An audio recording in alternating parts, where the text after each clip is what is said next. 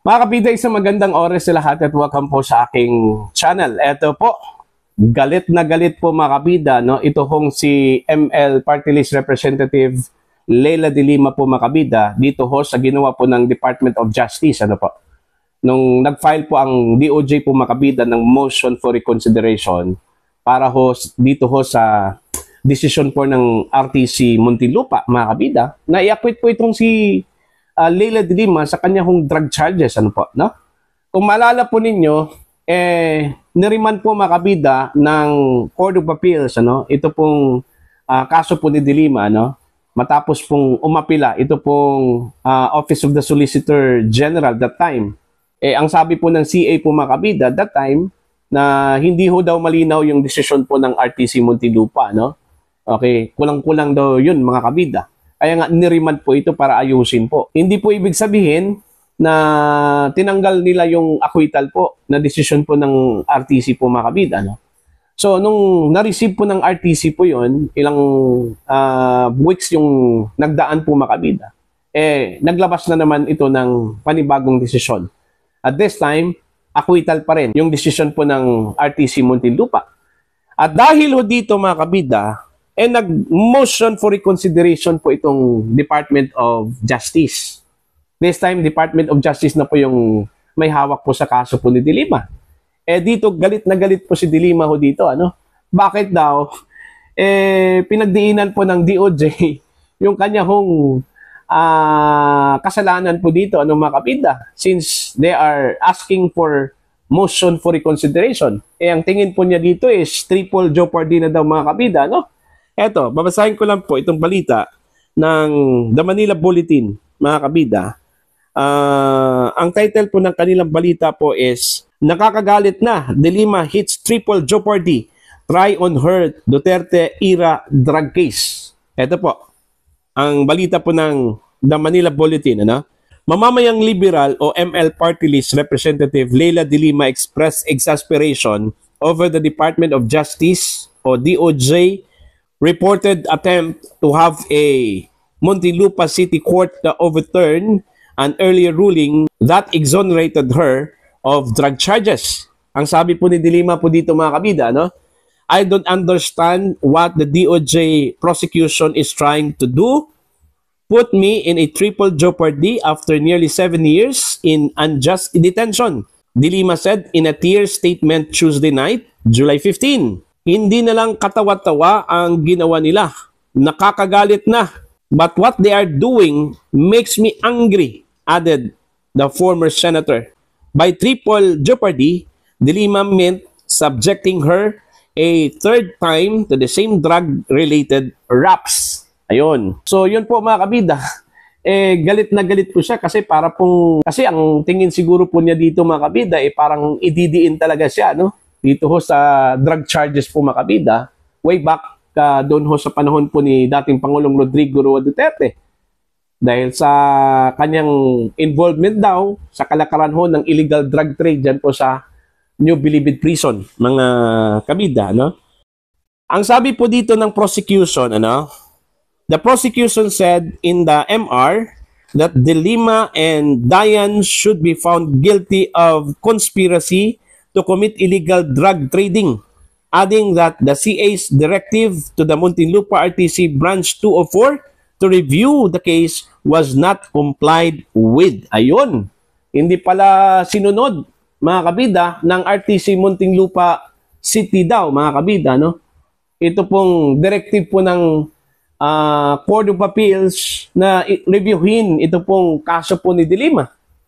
Okay? Sa halip po ay ganun pa rin, Parang walang nagbago siguro. Yung tingin po siguro ng prosecution po mga kabida, dito ho sa decision po ng RTC Muntinlupa po. Kaya nag-file po sila ng motion for reconsideration.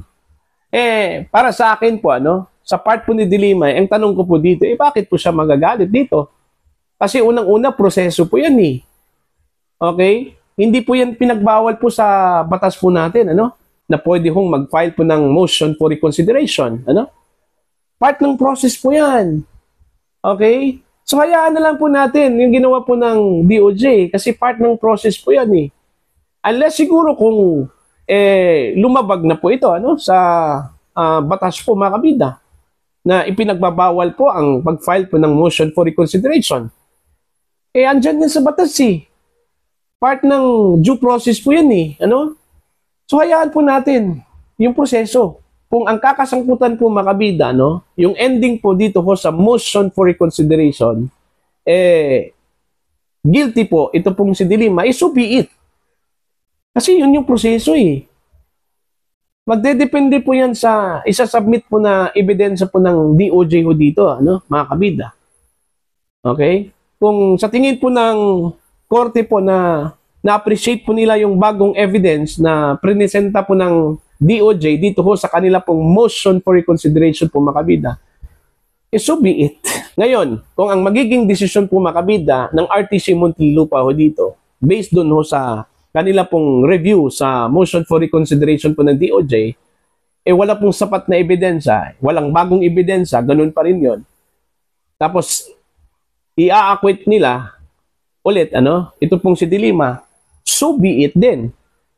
Wala ko tayong magawa. Kasi yun yung appreciation po ng korte, So, wag pong pigilan po ni Congresswoman De Lima, ito pong proseso. Ganun talaga yun. Okay? Ganun talaga yun Kasi kung iba yung naging desisyon po mga kabida, ng RTC Muntinlupa, kung ang desisyon po ay convicted po siya, napatunayan po siyang guilty dito sa illegal drug trade na kaso, ang gagawin naman po ni De Lima po dito is mag-aapila naman po ito. So gagamitin po niya, ito pong karapatan po niya na mag-file po ng motion for reconsideration. Alright? I-apila po niya ito, mga kabida, yung kaso na ito, sa Court of Appeals. O di kaya, mag-motion for reconsideration siya muna sa RTC. So kung ganun pa rin yung kinalabasan po mga kabida, mag-appeal na po siya, doon po sa Court of Appeals. Ganun din yon, proseso kasi yan. So dapat hindi ho magalit dito si De Lima Hayaan natin yung proseso na gumulong po, Diba? Yun ang kalakaran po sa batas po Kahit na hindi po ako abogado po naintindihan ko po yung proseso po ng batas mga kabida. Itong si De Lima po. Kaya nga nabansagan po itong si De Lima na matigas ang ulo, Kasi hindi sumusunod kung ano yung utos po, Like for example, way back in 2011, hindi niya sinunod daw itong utos po ng Korte Suprema, mga kabida, na hayaan ito si dating Pangulong Gloria Macapagal Arroyo na makaalis po ng bansa, Ang ginawa po nila pinigilan po, Hindi po sinunod. Ito pong Korte Suprema. Kaya may record na po ito sa Korte Suprema na hindi sumunod po ng utos. Ito pong si De Lima po, mga kabida, parang hindi po abogado ito pong si De Lima, mga kabida, na hindi po niya maintindihan po yung proseso po ng batas. Ganun talaga yon. Merong step by step na proseso ang batas po mga kabida. Kagaya ng sinabi ko po, kung nagkataon po na ang naging desisyon po ng RTC Muntinlupa, hindi po pabor sa kanya, mga kabida, shall we say, convicted po siya. Ang gagawin po ng kanyang mga abogado is mag-motion for reconsideration, Tapos kung ganun pa rin mag-file po ng appeal sa Court of Appeals, di ba? So ganun lang po 'yon. Okay? It's either sa prosecution or sa defense, ganun yung karapatan po nila, Pwede hong mag-file po ng motion for reconsideration. Kaya nga, ang payo ko po kay De Lima po, mga kabida, antayin na lang po natin yung desisyon po ng RTC Muntinlupa. Hayaan po nating gumulong yung proseso. Ganun po yun Okay? Hindi po pwede na kung ano yung desisyon po ng RTC, ganun na lang po yun. Wala hong karapatan po ang agrabyado po dito, sa naging desisyon po ng RTC. Hindi ganun yun ang proseso.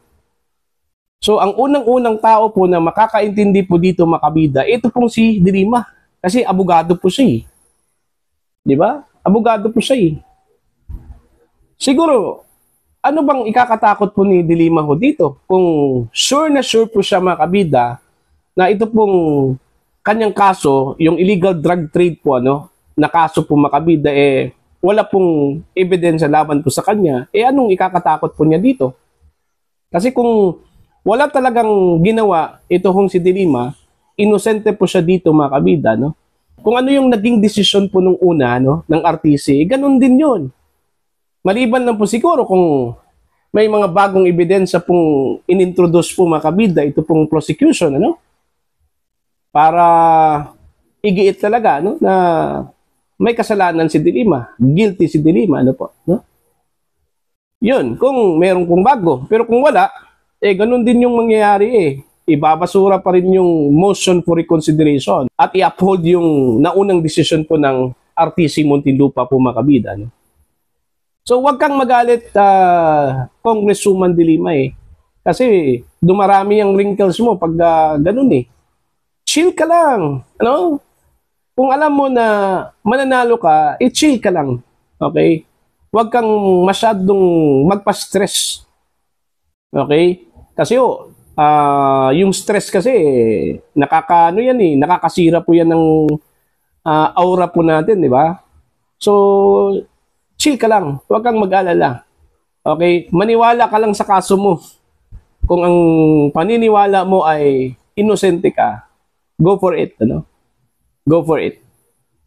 Okay? So para po sa inyo, ano po ang inyong tingin at pananaw ho dito mga kabida? Please comment down. Sa mga hindi pa po subscriber sa aking channel, please subscribe. Just click the subscribe button. Click the notification bell, click all para updated po kayo mga kabida sa aking mga uploads. Maraming salamat po sa inyong lahat.